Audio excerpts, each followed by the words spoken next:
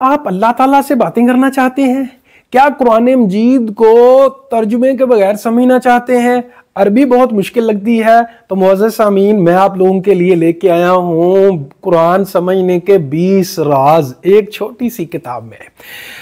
असल में कुरान मजीद बहुत आसान है, लोग कहते हैं मुश्किल है।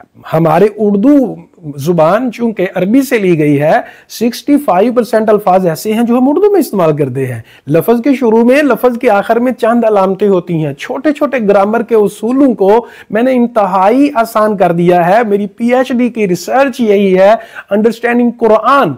तो मुअज़्ज़ज़ सामीन, अगर आप चाहते हैं कुरान मजीद को समझना और वो किताब घर में मंगवाना चाहते हैं, तो मैं आपको यकीन दहानी कराता हूं, अगर आपको कुरान किताब अच्छी तरह से पढ़ लेंगे तो 85% अल्फाज आपको आसानी से समझ आ जाएंगे। अगर आप किताब मंगवाना चाहते हैं तो डिस्क्रिप्शन में सारी डिटेल दी गई है, फिल करें और अभी मंगवाएं।